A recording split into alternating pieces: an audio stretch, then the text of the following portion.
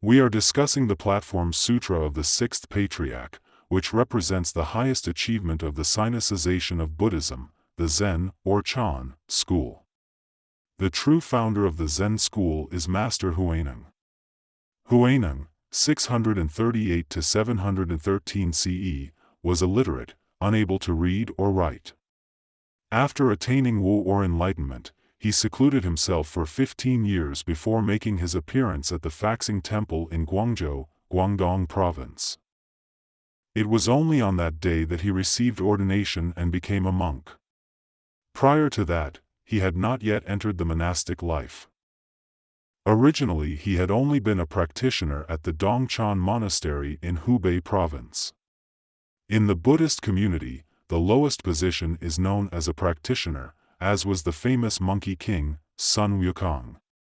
At the monastery, he had attained Wu and then received the Dharma transmission, the symbolic robe and bowl, from Master Hongren, who was at the time the fifth patriarch of Buddhism in China. On becoming the sixth patriarch, Huineng was thus advised by Hongren, as recorded in the Platform Sutra, "Now that you have attained the Dharma, you must not immediately speak of it in public.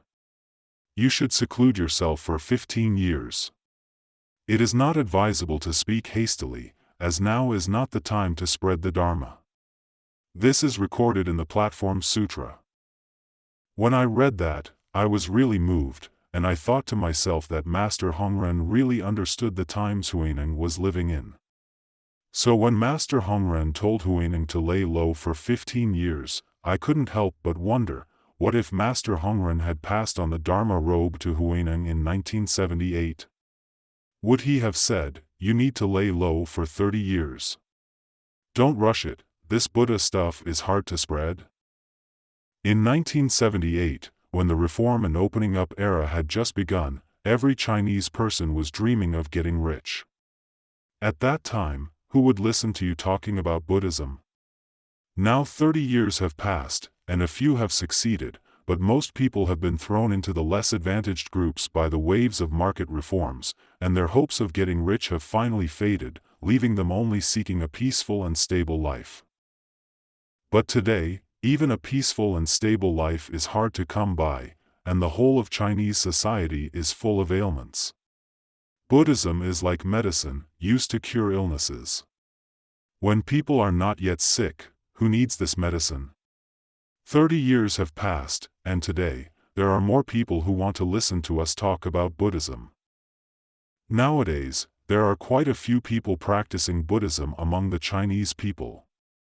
I have this feeling that today, as I talk about the Platform Sutra, it's also about Huineng, the sixth patriarch and founder of Zen Buddhism, who appeared at the Faxing Temple and then became a monk. After becoming a monk, he relocated to Shaoguan, in North Guangdong Province. The temple there is now called the Nanhua Temple, but at that time, it was called the Baolin Temple. Huineng presided over the Dongshan Dharma assembly and there began to preach Buddhism. There was a disciple who always followed him closely, and this disciple's Dharma name was Master Fahai, of course, not the same as the Fahai in the legend of the white snake. This Fahai recorded Huineng's teachings on Buddhism throughout his life, which were later compiled and circulated, giving us the Platform Sutra that we can all read today. Buddhist scriptures preached by the sixth patriarch from his platform.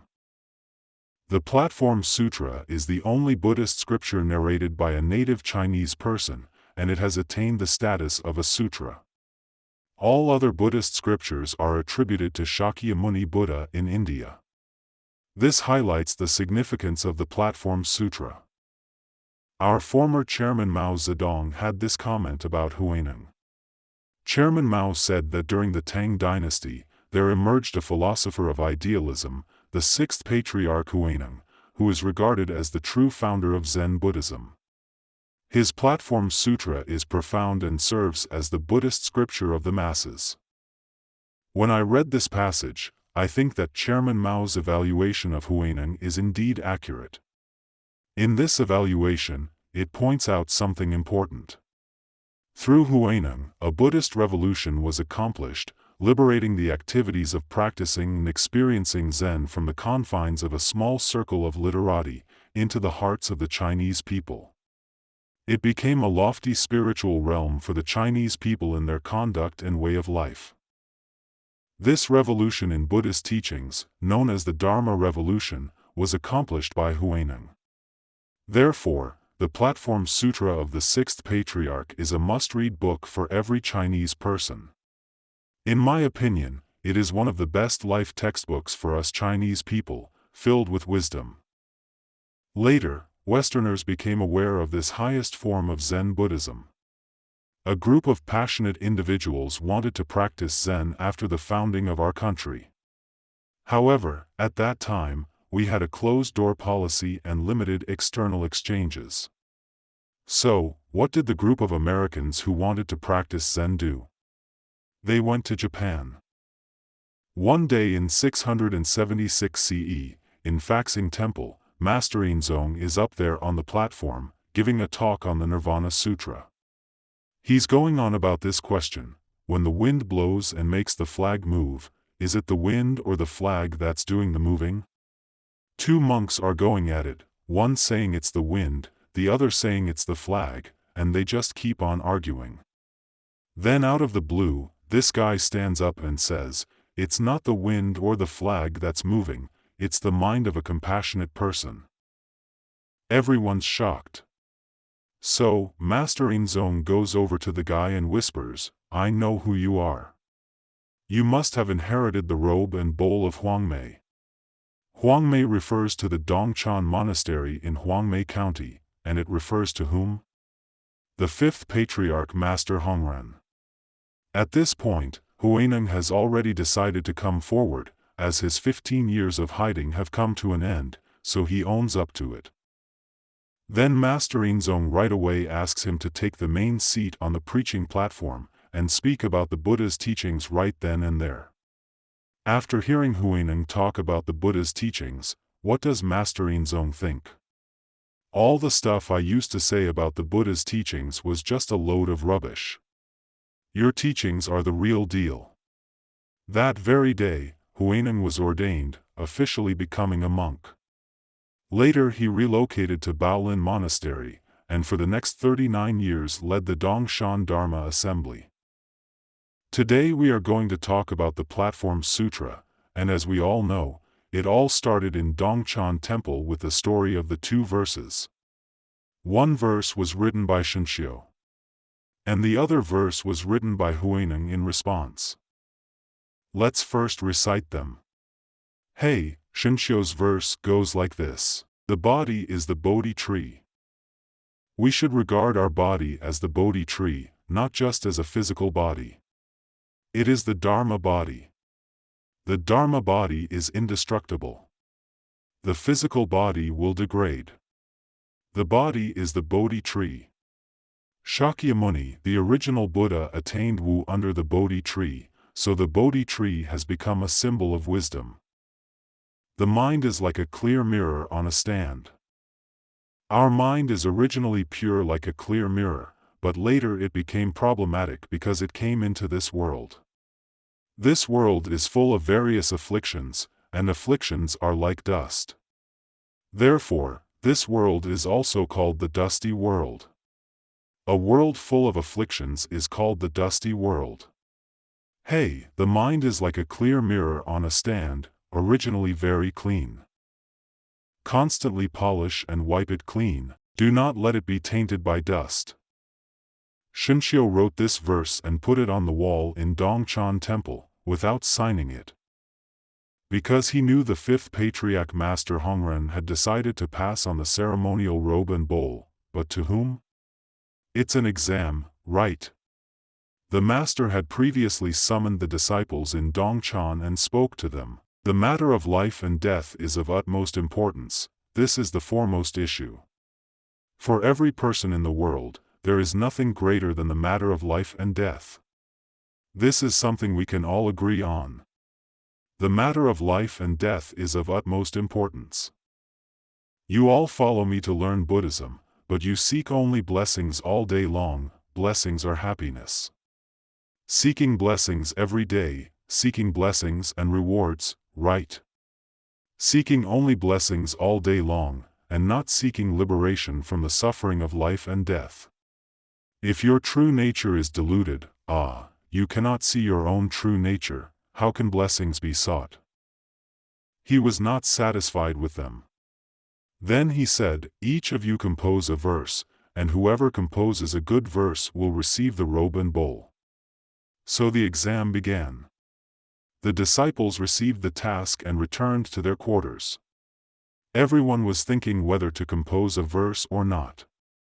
Later, they all independently concluded that there was no need to do it. Why? They saw that their master's favorite disciple, namely Shenxiu, had been made the head disciple long ago. In the future, he would definitely receive the robe and bowl. If they also composed a verse, it would be like competing with Shenxiu. If he received the robe and bowl in the future, they would not enjoy the benefits. So everyone decided not to compose the verse. So, Shenxiu went back to his room and had to figure out whether to go for it or not. If he didn't, he'd definitely miss out on the robe and bowl. And if he did it and did a lousy job, the master would call him out on it.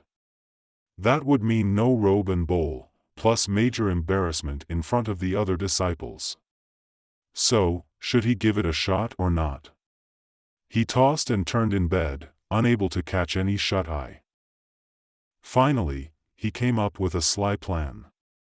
He had to do it, but he wouldn't put his name on it. Instead, he'd write it on the wall. If the master saw it and said it was good, he'd own up to it. If the master said it was bad, he'd keep quiet. That's the verse I just recited, written on the wall. Later, at the time Master Hongren saw it, all the disciples were there. Master Hongren spoke to the disciples, from today on, you must recite this verse every day. Reciting this verse brings great benefits, it brings great benefits for your Buddhist practice and Wu. But, he knew in his heart that it must have been Shenxiu who did it. The master was clear about the level of understanding reached by his disciple. In private he called Shenxiu to the abbot's room and said, "Did you do this verse?" He said, "Yes." "You composed this verse, not seeing your true nature, you are at the doorstep, but not yet in." He was not satisfied with it. "You go and compose another verse for me to see." In the following days, Shenxiu was lost in thought and could not produce a second verse. Every single day, everyone's chanting it. All the monks and practitioners are reciting his verse, and Huineng, who was grinding rice in the rice-pounding room, overheard it. Huineng had journeyed all the way from Guangdong to Hubei province, to the Dongchan monastery in Huangmei County, hoping to ask Master Hongren for ordination. But, Master Hongren didn't take him as a disciple, yet didn't send him away either, instead telling him to work in the rice-pounding room. I reckon most folks know this tale. Master Hongren did this to look out for Huineng. Back then, the main concern at the Dongchan monastery in Huangmei County was that as Master Hongren was getting on in years, it was uncertain who would inherit his robe and bowl. The inheritance of the robe and bowl was a matter of succession rights, and at that time, the Tang dynasty court supported the abbots of each temple, who were also the landlords of the temples, with extensive land holdings. Hence, the inheritance of the robe and bowl also became an inheritance of the land. So when Master Hongren met Huineng for the first time, he asked him, "Where are you from? What have you come here seeking?" Huineng replied, "I come from the Lingnan region, seeking the Buddha's teachings." Then Master Hongren intentionally said, "Oh, you are a southern barbarian." What does barbarian mean? The Han people in the Central Plains looked down on the people from the south, considering them as savages, and gave them the derogatory name barbarian. "You are a barbarian, how can you learn about the Buddha?" Huineng immediately replied, "People may be divided into northerners and southerners, but the Buddha nature has no such distinction. With these words, Master Hongren understood in his heart that this barbarian had great potential and a good understanding of the teachings. Such a person was most suitable for receiving the Buddha's teachings. However, with all the other disciples around, Master Hongren, being very wise, told Huineng, "I will not accept you as a disciple, but I will not send you away either. You can go and work in the rice-pounding room." For the next 8 months, Master Hongren did not go to see him. So, Huineng overheard everyone reciting that verse and asked a young monk, "What's everyone reciting?" The young monk said, "It's a verse by our master Shenxiu. We recite it every day, and it's really beneficial. Then recite it for me, the whole thing." The young monk recited it, and after he finished, Huineng said, "I'll make one too." Then another monk nearby dissed him, saying, "You, a barbarian, what verse can you make? Just go pound rice in the rice room." Huineng got serious and said, "Don't look down on beginners. Looking down on others is a boundless and infinite sin." The man got a bit nervous but kept talking.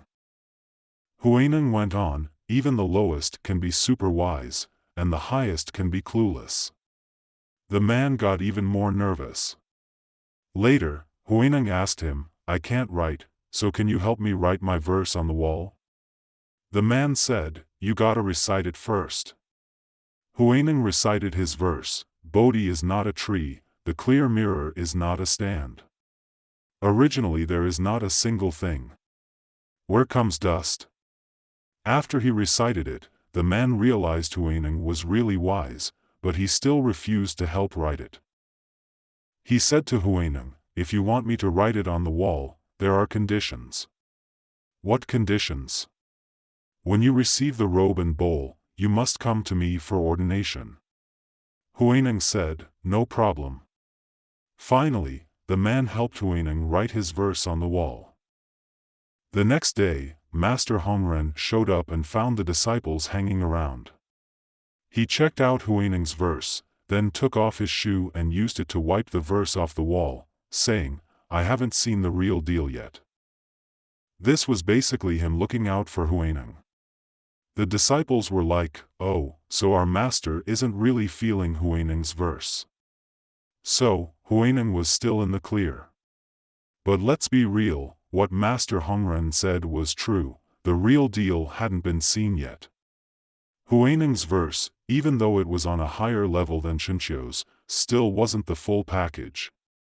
But being on a higher level than Shenxiu's verse meant that he was already at the doorstep, just one step away from getting in, right? Okay, let's briefly discuss the differences between Shenxiu's and Huineng's verses. Why is Huineng's verse considered superior to Shenxiu's? What is the understanding of practice expressed in Shenxiu's verse? It is to keep our hearts always separated from the external world. The external world, the real world, is a world full of dust, and our hearts should not be contaminated by the dust. What does practice mean? It means keeping our hearts, keeping ourselves in a state of separation from the real world. What is the problem with this understanding of practice? The real world is full of dust, and dust is affliction, the affliction of sentient beings. To practice is to keep the afflictions of sentient beings at bay and maintain one's own purity. If this is how we understand the practice of Buddhism, this level at most is called the lesser vehicle Buddhism, the lesser sect. Every man for himself. Lesser Buddhism just takes care of itself, solves its own problems, and doesn't bother with others. But what is the realm of greater Buddhism? Great wisdom is also great compassion. A person with wisdom must also have a compassionate heart. If you keep your heart distant from sentient beings, you will not feel empathy. What is the realm of greater Buddhism? The afflictions of sentient beings are also my afflictions, the sins of sentient beings are also my sins. Where do I practice?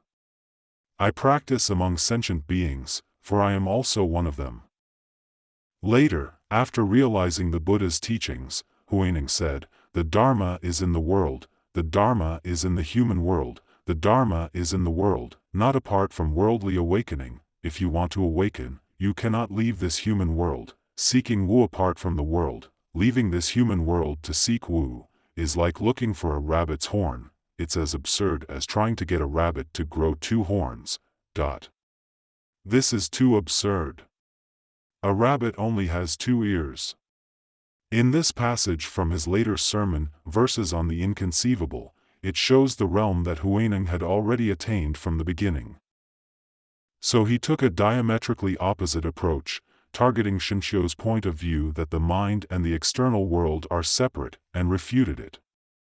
Originally, there is nothing, so is it valid to be focused only on your own self and be oblivious of the external world?